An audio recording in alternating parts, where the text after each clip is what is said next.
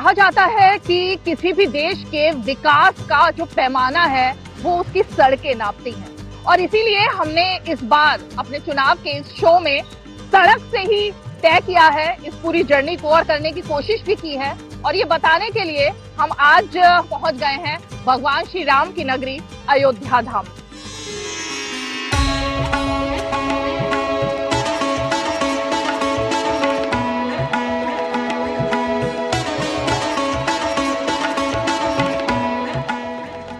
अयोध्या धाम इस चुनाव में सबसे ज्यादा अहम एक तरीके से मुद्दा बनकर उभरी है, क्योंकि राम मंदिर एक मुद्दा पहले भी था, आस्था का विषय था देशवासियों के लिए, लेकिन विपक्ष की तरफ से लगातार इसको मुद्दा बनाया जाता रहा। और अब जब प्राण प्रतिष्ठा हो चुकी है, रोजाना लाखों की संख्या में पर्यटक अयोध्या धाम पहुंच रहे हैं, तो हमने भी सोचा कि आत्मनिर्भर भारत और वोकल फॉर लोकल, जिसकी वजह से हमने इस गाड़ी को अपनी इस चुनावी यात्रा के लिए चुना है, उसका सीधा सीधा नजारा देखने के लिए हम यहाँ भी पहुंच जाए और देखें कि राम मंदिर बनने के बाद आखिर अयोध्या वासियों के जीवन में क्या कुछ बदला है। पहले का जीवन और अब जिसकी चर्चा लगातार पूरे भारत में ही नहीं बल्कि विश्व में भी हो रही है, उसका असर इस लोकसभा चुनाव पर किस तरह पड़ेगा। तो चलिए इस सफर में हमारे साथ।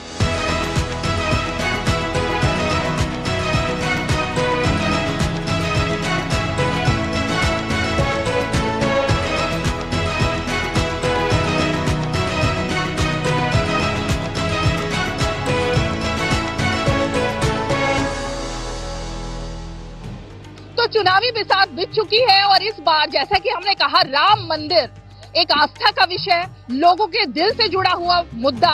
और इसको मुद्दा हम इसलिए कह रहे हैं क्योंकि जब भी हमारे देश में कोई इस तरह का भावनात्मक एक मामला होता है, उसको चुनाव में मुद्दा जरूर विपक्ष बनाने की कोशिश करता है। हालांकि विपक्ष का आरोप है बीजेपी इसे मुद्दा बना रही है, लेकिन हमने सोचा सबसे सही आकलन और सही बात अयोध्या वासी ही बता पाएंगे कि उनके दिल में आखिर चल क्या रहा है इस चुनाव में।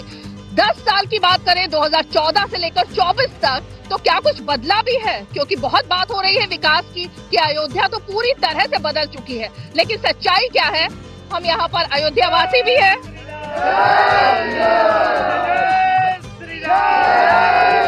और जय श्री राम इस गूंज के साथ जरा शुरुआत करते हैं। मैम जी बहुत बहुत शुक्रिया, जय श्री राम। आपने सबसे पहले ये बात की, 10 साल की हम बात कर रहे हैं, 2014 में भी आपसे मिले थे और अब 2024 में मिल रहे हैं, कितनी अयोध्या बदली हुई दिख रही है? पहले तो मैं निवेदन पूर्वक पूरे देश और दुनिया में रहने वाले सभी राम भक्त, सभी सनातनियों के लिए मंगल कामना करता हूँ। जिस जगह पे आप खड़ी, कभी यहाँ खूनों की नदियां बहा करती थी, कभी निहत्थे राम भक्तों की सीना गोली से छल नहीं हुआ करता था। आज भक्तों का जनसैलाब देख रहे हैं। आज से 5 वर्ष पहले यहाँ गंदगी हुआ करता था, यहाँ कोई दिखता नहीं था।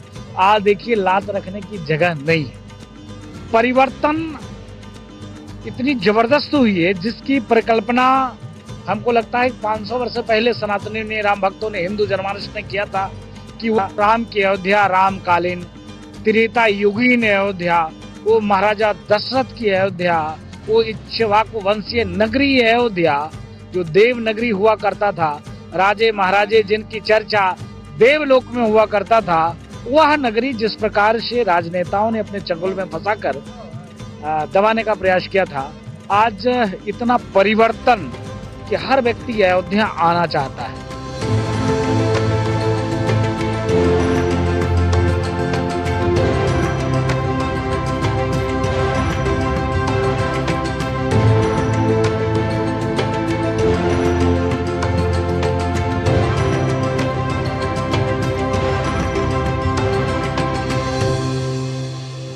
आप देखिए इतना परिवर्तन पूरा देश राम में। डेली अयोध्या जी में 4 लाख सुपर राम भक्त आते हैं। हनुमानगढ़ी में 1 इंच हमारी यह जगह नहीं रहता है, एक प्रवेश एक निकास है। इतनी समस्या है, इतने भक्तों की जनसैलाब है। राम जन्मभूमि में 2 लाख सुपर लोग नित्य प्रतिदिन लोग दर्शन करते हैं। सुबेरे 5 बजे से लेकर रात्रि 11 बजे तक जय श्री राम, बोल बजरंगबली की जय चलता है। एक नौपी इतनी जबरदस्त मतलब अयोध्या की बदला है। मैं अभी एक लोगों से बात कर रहा था, उन्होंने कहा पकड़े गए तो हम विक्टिमहुड कार्ड खेलने लगेंगे, और यदि वो विक्टिमहुड कार्ड काम ना करे तो हम संस्थाओं पर भी अनर्गल आरोप लगाकर उन्हें दबाव में लाने का पूरा प्रयास करेंगे। और आज कुछ ही देर पहले आपने देखा होगा कि प्रधानमंत्री जी ने एक ट्वीट किया है, और वो ट्वीट बिल्कुल सही किया है, क्योंकि आज ही के दिन जिस प्रकार से इस पूरे के पूरे चरित्र को दर्शाने वाली दो घटनाक्रम सामने आई है, इससे स्थापित हो जाता है कि किस प्रकार से आज जो लोग जिनके राजनीतिक विरासत में हमेशा से कमिटेड जुडिशरी बनाने की बात रही हो, जिनके हाथों पर इमरजेंसी के हथियार से लोकतंत्र के गले को काटने का महापाप और खून के धब्बे आज भी दर्ज हो, वो किस प्रकार से लोकतंत्र बचाओ के आवरण में कभी भ्रष्टाचार बचाओ और कभी अपने परिवार के राजनीतिक अस्तित्व को बचाओ का पूरा एक सॉन्ग रचते हैं। यह आज साबित हो चुका है। आज आपने सुबह कई न्यूज चैनल्स पर यह खबर भी दिखाई कि देश के कई जाने माने वकीलों ने, अधिवक्ताओं ने, लीगल लुमिनरीज ने एक पत्र लिखा है चीफ जस्टिस ऑफ इंडिया को, और उन्होंने उस पत्र में जिक्र किया है कि कैसे एक वेस्टेड इंटरेस्ट ग्रुप लगातार अपने भ्रष्टाचार और लूट की कमाई पर जब हथौड़ा पड़ता है कानून का, तब उससे अपने आप को बचाने के लिए कभी न्याय प्रणाली और न्यायिक व्यवस्था पर अनर्गल आरोप लगाते हैं, कभी न्याय प्रणाली पर दबाव डालने के लिए जिस प्रकार से अलग अलग तरीके के कुतर्क करते हैं, और कभी जिस प्रकार से पूरी की पूरी न्यायिक व्यवस्था को बदनाम करने के लिए बेड़ा उठाते हैं, चाहे इसमें भारत के न्यायिक व्यवस्था के प्रति ही पूरी दुनिया में गलत संदेश क्यों ना चला जाए। यह इनका जो चरित्र है आज सामने उजागर हुआ है, और वो दो केसेस के माध्यम से आज ही उजागर हुआ है। आज आपने देखा होगा कि जिस प्रकार से दिल्ली में कोर्ट में पहली बार कोर्ट को राजनीतिक ड्रामे का अखाड़ा बनाने की कोशिश की गई। इससे पहले तो हमको पता है कि आम आदमी पार्टी का राजनीतिक चरित्र यह रहा है कि वो हमेशा ड्रामेबाजी और नौटंकी, इस प्रकार की राजनीति तो करते ही हैं। तो आप देख रहे थे प्रेस कॉन्फ्रेंस शहजाद पूनावाला, बीजेपी के प्रवक्ता, उन्होंने आम आदमी पार्टी और कांग्रेस पर जमकर हमला बोला। उन्होंने साफ तौर पर कहा कि जिस तरह से अदालतों के ऊपर दबाव बनाने की कोशिश की जा रही है और 600 वकीलों के एक समूह ने इस पर चिट्ठी लिखी है, उस पर जो प्रधानमंत्री ने का जो वक्तव्य आया है और उन्होंने कांग्रेस को खरी खरी सुनाई है, वो बिल्कुल ठीक है। और उन्होंने कहा कि किस तरह से कांग्रेस पिछले तमाम समय से अदालतों पर दबाव बनाने की कोशिश कर रही है। जब उसके फैसले उसके मन माफिक नहीं आते हैं तो वो उस पर दबाव बनाती है। इसी तरह से अरविंद केजरीवाल आज जिस तरह से अदालत में पेश हुआ, और पेश होने से पहले जिस तरह की बात आम आदमी पार्टी कहती रही थी कि अदालत में कोई बड़ा खुलासा कर सकते हैं अरविंद केजरीवाल, ऐसा कुछ नहीं हुआ और उनको 4 दिन की न्यायिक हिरासत में भेज दिया गया। तो ये थी प्रेस कॉन्फ्रेंस बीजेपी की शहजाद पूनावाला की। तो इस बुलेटिन में बस इतना ही, इजाजत दीजिए, नमस्कार। 42 पार्किंग स्टैंड महाराज जी बने हैं, 42 पार्किंग स्टैंड। आप देखो कितने दूर दूर से लोग आते हैं, होटल, कॉम्प्लेक्स, रहने की व्यवस्था, खाना की व्यवस्था, फोटोग्राफर, तमाम प्रकार से खेलने की व्यवस्था तो पूरी। बहन जी आपके पास आऊंगी क्योंकि इस चुनाव में युवा जो है वो सबसे बड़ा वोट बैंक भी है और वोटर भी है, जो कि पहली बार वोट डालने वाले हैं। हमारे साथ कुछ युवा भी हैं और इनके हाथ में तो गिटार भी दिख रहा है। कोई राम धुन आप बजाने वाले हैं क्या? Yes, of course. रामधुन, क्योंकि रामनगरी अयोध्या में है और जब इतना पावन माहौल है और इतना उत्साह है भक्तगणों में तो एक रामधुन होनी चाहिए। मंगल भवन मंगलहारी प्रभु सुदशरथ अजर बिहारी राम सिया राम जय जय राम राम सिया राम जय जय राम राम सिया राम जय जय राम सिया राम जय जय राम। ये तो हुई रामधुन, लेकिन जब आप चुनावी माहौल में जाएंगे वोट डालने तो आपके दिल में राम भक्त होने के नाते, अयोध्या वासी होने के नाते और एक छात्र भी होने के नाते क्या आएगा मन? देखिए मैम, जैसा आपने कहा कि युवा सबसे बड़ा वोट बैंक है कंट्री का, और जो भी सरकार डेवलपमेंट का काम करती है, चाहे वो इंफ्रास्ट्रक्चरल हुआ, चाहे वो स्पिरिचुअल वे में हुआ, जाहिर सी बात है लोग उसके प्रति ज़्यादा आकर्षित होंगे, ज़्यादा अट्रैक्ट होंगे और वोट कंप्लीटली उसको देंगे। जैसा अगर एग्जांपल के तौर पे अयोध्या को हम लोग लेते हैं, 10 साल पहले की अयोध्या में और अब की अयोध्या में ज़मीन आसमान का फ़र्क है। और अयोध्या अब एक ग्लोबल लेवल का एक प्लेटफॉर्म बन चुकी है जहाँ पे लोग आते हैं अपने भक्ति भाव से अपने रामलला को के दर्शन प्राप्त करते हैं, और साथ ही जो एक सिनेरियो था, जो एक लैंडस्केप है अयोध्या का, वो भी एक ग्लोबल प्लेटफॉर्म था। शायद वो बिजनेस के पर्सपेक्टिव से हो, चाहे एजुकेशन के पर्सपेक्टिव से हो, और केवल अयोध्या की वजह से आई थिंक मुझे लगता है कि पूरे भारतवर्ष का एक अलग नाम हो रहा है पूरे विश्व में। सो आई थिंक विपक्ष कह रहा है कि बेरोजगारी बहुत बड़ा मुद्दा है, अयोध्या में है क्या? नहीं, बेरोजगारी कोई नहीं है, जबकि जब से प्रभु राम श्री राम जी का मंदिर बना है तब से हमारे अयोध्या में रोजगार के कई सारे स्रोत बन चुके हैं। कोई देख रहे हैं चाय बेच रहा है, कोई देख रहे हैं यहाँ नींबू पानी बेच रहा है, आज कई स्रोत बन चुके हैं। बस आदमी के पास दिमाग होना चाहिए कि हमें कहाँ से पैसे निकालने हैं। मतलब आपको लगता है कि जिसके पास लगन है और वो सक्षम है उसको काम मिल रहा है? जी जी, सक्षम है, उनको काम मिल रहा है। और देख रही हूँ कि आप कुछ यहाँ पर श्री राम का ये लेकर के सबके गले में, क्योंकि हम देख रहे हैं राम नाम का की धुन तो जबान पर है लेकिन हाथ में, आप कब से ये बेच रहे हैं? जय श्री राम 10 दिन हो गए मैडम। अच्छा, पहले क्या करते थे? पहले गांव रहते थे, कानपुर। अच्छा, अब आप कानपुर से यहाँ आकर ये काम कर रहे हैं? हाँ, यहाँ आके काम कर रहे हैं। आपके लिए चुनाव में क्या मुद्दा है? चलो मतलब बीजेपी है, उसको कोई हरा नहीं सकता। बहुत क्यों, क्या बस ऐसा विध हो गया है, जो राम को लाया उसको हम उसको लाएंगे। बीजेपी राम को नहीं? हाँ, बीजेपी लाई, बीजेपी का पूरा साहस है, योगी बाबा का, मोदी का। और राहुल गांधी? ये कहाँ है?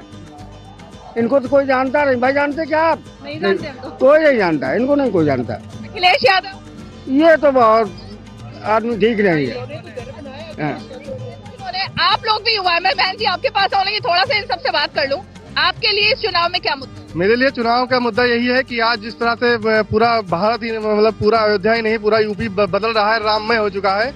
हम लोगों के युवाओं के लिए बड़ी खुशी की बात है कि एक समय ये यहाँ हुआ करता था कि यहाँ लोग मतलब कोई आना नहीं चाहता था, आज पूरा विश्व आ रहा है। ये माननीय योगी आदित्यनाथ जी, माननीय नरेंद्र मोदी जी के द्वारा हुआ है, हम लोग बहुत खुश हैं। देखिए, आपने अभी बात की थी कि मतलब विपक्ष कह रहा है कि रोजगार का मुद्दा क्या है। रोजगार का मुद्दा कुछ नहीं है, विपक्ष बिल्कुल एकदम से डूब चुका है। चाहे समाजवादी पार्टी हो, चाहे वो कांग्रेस पार्टी हो, चाहे बसपा हो, इन लोगों के पास कोई मुद्दा नहीं बचा है। ये सब युवाओं को बहका रहे हैं, अपने मतलब राजनीतिक तुष्टीकरण कर रहे हैं, जातवादी मुद्दा बना रहे हैं। ऐसा कुछ नहीं है।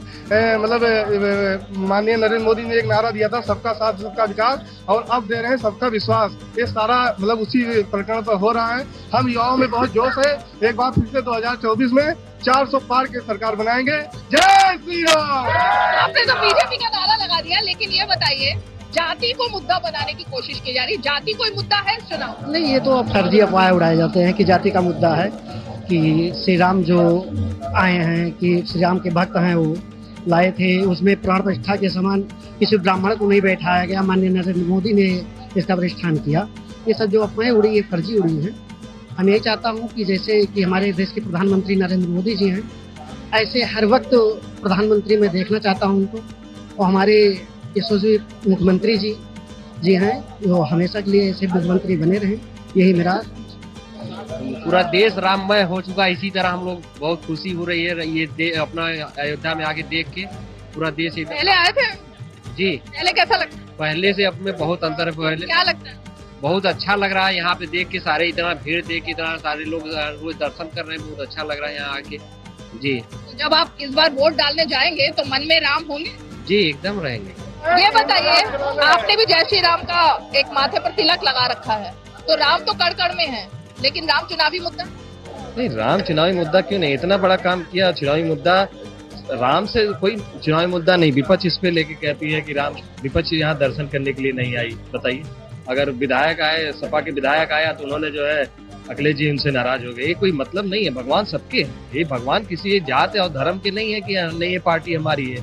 और इन लोगों ने क्या किया? भाईवाद, परिवारवाद, यही तो किया सपा ने। आज तक क्या किया? देखिए हमारे रोड और परिवर्तन इतना हो गया जितना कभी जनता ने सोची नहीं। 2024 में चुनाव हमारा परिवार ही, मतलब मोदी का परिवार हमारा परिवार, देश का परिवार। उन्होंने जितना कर दिया कभी कोई प्रधानमंत्री नहीं कर पाएगा। 2024 में 400 पार। तो एक तरफा लग रहा है तो सब तो बहुत जैसे नहीं है, विपक्ष में कोई है ही नहीं है। कौन है बताइए? वो राहुल गांधी की आप लोग बात करते हैं, वो तो कहते हैं कि ऐसा मशीन लाएंगे कि आलू की जगह सोना निकलेगा। तो उनको क्या कहा जाए? फिर से इटली उनको भेजना पड़ेगा पढ़ने के लिए। बीजेपी कोई रोकने वाला नहीं है, क्योंकि सही मार्ग पे काम करे, विकास, विश्वास। आपको रोजगार, अयोध्या में इस टाइम कम से कम 20,000 व्यक्ति हैं जो बाहर जाकर रोजगार कर रहे हैं। अयोध्या में इस टाइम सिर्फ रोजगार और भक्तिमय, सिर्फ 2 चीज का बोलबाला है। इसी को देख के दुनिया इस टाइम राजी है कि हिंदुस्तान ऐसा ही होना चाहिए अयोध्या जैसे। क्योंकि हनुमानगढ़ी के महंत जी हमारे साथ में हैं, और मैं जरा चाहूंगी आप भी जरा 2 शब्द कहें, क्योंकि सेवा में भगवान की आप भी लगे हुए हैं। और यहाँ पर तो जब आते हैं तो रग रग में, कड़ कड़ में राम होते हैं, लेकिन जब इसको राजनीतिकरण किया जाता है तो कैसा लगता है? मैं सभी को मेरा जय श्री राम। मैं सबसे पहले कहना चाहूंगा कि कलयुग केवल नाम आधारा, और सुमिर सुमिर नर उतर ही पारा। आज प्रभु श्री राम के दरबार में ऐसा दिव्य नजारा आप सभी लोग देख पा रहे हैं। यह बहुत ही सुंदर और अति सुंदर बात है कि हमारे अयोध्या में हमारे माननीय श्री मुख्यमंत्री जी योगी आदित्यनाथ जी और मोदी जी का, और सभी हिंदू धर्म जितने हमारे भाई बंधु हैं, सभी का सपोर्ट और सभी का प्यार के द्वारा आज दिव्य नव्य मंदिर हमारे प्रभु राम जी जो टेंट में बैठे हुए थे, आज भगवान शीश महल में बैठे हुए हैं। तो इसके लिए सभी देशवासियों को धन्यवाद। तो महंत जी, जाति विषय है क्या इस बार चुनाव में? आप भी आइए जरा थोड़ा सा, क्योंकि नारी शक्ति की भी तो बात होनी चाहिए, आपसे भी बात। अगर जाति विषय होता तो एक चाय वाला प्रधानमंत्री नहीं होता।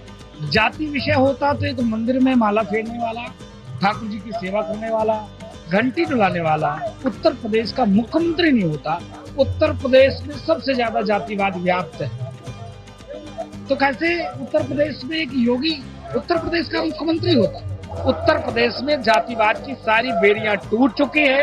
उत्तर प्रदेश में शुद्ध रूप से सनातन संस्कृति, हिंदू और हिंदुत्व, राष्ट्रवाद, जो राष्ट्र के लिए कार्य करेगा, धारा 370-35 से जो लाहौर तक की सीमा विस्तारण करेगा, हम उसके साथ हैं। नारी शक्ति क्या सोच रही है? हम लोग को अपार खुशी है। हम लोग दर्शन करने आए हैं। राम जन्मभूमि हम लोग को मतलब स्वर्ग में बना है हम लोग। और जब राम मंदिर बना तो कैसा? आपकी तो अभी से ही आप भावुक हो रही। बहुत सुंदर हो। हम लोग को अपार खुशी है कि इस जन्मभूमि पर हम लोग आए हैं। हम लोग का सौभाग्य है कि हम लोग इस जन्मभूमि पर आए हैं। मंगल भान अमंगल हारी, द्रवहु दशरथ अजीर बिहारी। राम सिया राम जय जय राम। जब आप अयोध्या में हैं तो आपने क्या फील? मैं यहाँ कोलकाता से दर्शन करने के लिए आई हूँ अयोध्या, और यहाँ पे बहुत अच्छा लगा आने के बाद। मतलब यहाँ का कानून व्यवस्था को देखकर भी ऐसा नहीं लगा बिल्कुल कुछ भी जैसे कि अव्यवस्थित हो। सभी चीजें अव्यवस्थित ढंग से हुई है, और बहुत ही अच्छा, बहुत ही साफ सुथरा, जिसको कह सकते हैं आप, बहुत ही अच्छा लगा यहाँ आने के बाद। अभी जो सबसे बड़ा मेन मुद्दा था राम मंदिर, जो योगी जी के आने के बाद यहाँ बना है, वो सबसे मेन मुद्दा था। आने वाले समय में भी उनका ही बनना है, मुख्यमंत्री हो या योगी जी को, और प्रधानमंत्री मोदी जी ही बनेंगे, चाहे कुछ भी हो। मोदी जी की तरफ से मोदी जी के लिए जय श्री राम का नारा, ठीक है?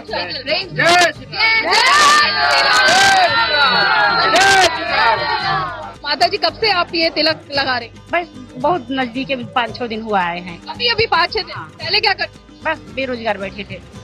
हाँ, अब इसे तिलक लगाते हैं, जी रहे हैं। तो इससे कमाई हो जाती? हाँ, हो जाती है, खर्चा चल जाता है हमारा। श्री राम ने आपको भी रोजगार दिया? हाँ, हमको भी दिया, श्री राम ने भी, मोदी जी ने भी। वही सरकार बने मोदी जी। मोदी, योगी और अमित शाह, ये तीनों ने अपना जलवा खूब दिखाया है, और इन्हीं का ही अब पताका फुल फहरेगी। जो अभी 400 कह रहे हैं ना, 400 के पार, मुझे लग रहा है 470 के पार हो जाएगा। नारी शक्ति की बात भी हो रही है इस चुनाव में, और उनका वोट बैंक बहुत अहम माना जाता है। नारी शक्ति क्या? नारी शक्ति सोच रही है कि बार बार मोदी, हर बार मोदी। इसलिए आपके लिए क्या किया मोदी? हमारे लिए बहुत कुछ किया है। अयोध्या में पहले कुछ भी नहीं था, खाने को भी नहीं था यहाँ, अब तो बहुत कुछ फिर भी मिलने लगा। और धीरे धीरे जब से अयोध्या का मंदिर बना है तब तक काफी मेरा मानना है कि और कुछ हुआ या ना हो, लेकिन सनातनियों को जगा दिया है। जो सनातनी सोए हुए थे ना, वो आज जाग गए हैं, और उनका जागना बहुत जरूरी था। और मैं तो कह रही हूँ आगे भी जो थोड़े बहुत सोए हुए ना, वो भी आगे जागे और अपने सनातन धर्म से हिंदुस्तान को सनातनी हिंदुस्तान बनाए। शायद हम अयोध्या कभी ना आते, लेकिन मोदी ने राम मंदिर बनाया तो हम अयोध्या आए, नहीं तो शायद हम कभी नहीं आ पाते। भगवान राम की वजह से मोदी लेके आए राम को यहाँ अयोध्या की धरती पे, तो हम आए देखने, वरना नहीं हम हुआ तो कोर्ट के फैसले से है ना, कोर्ट के फैसले। नहीं, ये बात तो सही है, कोर्ट के फैसले से हुआ है, लेकिन ये कोर्ट ने फैसला भी जो लिया है ना, ये किसी आधार पे लिया है। ऐसे ही नहीं लिया है कि अगर वहाँ कुछ हिंदू बैठे, जज बैठे, तो उन्होंने अपनी मर्जी से ले लिया। ये क्लियर करके आधार बनाया गया है, उनके पास प्रूफ हुए, जब जाके फैसला हुआ है। ऐसे ही नहीं हुआ है कुछ भी। कोर्ट में पहले भी चल रहे थे मुकदमे, आज भी मुकदमे थे, लेकिन जो पूर्ववर्ती सरकार थी, क्या धमकाता था कि हम महाअभियोग आपके ऊपर लगा देंगे, क्योंकि यह टिपिकल मामला है, अगर इस पर तुम फैसला सुनाओगे तो दंगे हो जाएंगे और पूरा आरोप तुम्हारे ऊपर लगेगा। जज डट जाते थे। आज देखिए उत्तर प्रदेश में, जब उत्तर प्रदेश के मुख्यमंत्री योगी आदित्यनाथ जी महाराज हुए, 40,000 पेज की वो कापियां, सर्वेक्षण, उत्खनन की जितने सामग्री थे उसको कोर्ट में उपलब्ध कराना, जो साक्ष्य थे उसको कोर्ट में उपलब्ध कराना, तब जाकर जज साहब को लगा कि हाँ, अब इस केस को जल्दी से जल्दी हम लोग इसको कर सकते हैं। तो विषय ये है, कोर्ट को साधुवाद है, लेकिन कोर्ट को इस प्रकार से सारे प्रूफ, सारे एविडेंस यहाँ तक पहुँचाने में सरकार का अहम योगदान, तो मोदी जी को साधुवाद है, योगी जी को धन्यवाद है, इसके नाते संभव हो पाया। मैं कोर्ट का अवहेलना नहीं कर रहा हूँ, लेकिन पहले भी सरकार थी जो जजों को डरवाती थी, आज भी सरकार थी जो जज से निवेदन किया कि आप डे टू डे सुनवाई करो, सारी जिम्मेदारी हमारी। आपने इतने सारे यहाँ पर श्री राम का वो लगा रखा, आइए जरा आगे, आपने त्रिशूल भी लगाया है, महादेव भी है, श्री राम भी है, ये ऐसे ही फैशन में लगाया है या मन से? नहीं, ये आस्था का प्रतीक है, क्योंकि यहाँ हर घाट पे हर जगह ये लगाया जा रहा है, और अयोध्या आए हैं तो ये लगना लाजमी है। बस आस्था का प्रतीक है और कुछ नहीं। आस्था का प्रतीक है। चुनाव में क्या मुद्दा है आपका? चुनाव में मुद्दा वही जो सबका है, वही हमारा भी मुद्दा है, विकास। बस हुआ है या नहीं हुआ? हुआ है, विकास हुआ है, सब देख रहे हैं। अयोध्या आज के 4-5 साल पहले भी मैं आया हूँ, आज भी आया हूँ, जमीन आसमान का फर्क है, विकास तो हुआ है। आपको लगता है कि परिवर्तन हुआ अयोध्या में? जी, परिवर्तन हुआ है, बहुत परिवर्तन। तो चलते चलते एक बार जरा भगवान राम की धुन से ही इसको समापन किया जाए, और फिर दूसरी जगह पर, क्योंकि हमें जाना है, जरा और भी देखेंगे कि अयोध्या में अपने कैमरे की नजर से दिखाने की कोशिश करेंगे क्या बदलाव हुआ। तू अंतर्यामी सबका स्वामी, तू अंतर्यामी सबका स्वामी, तेरे चरणों में चारों धाम, हे राम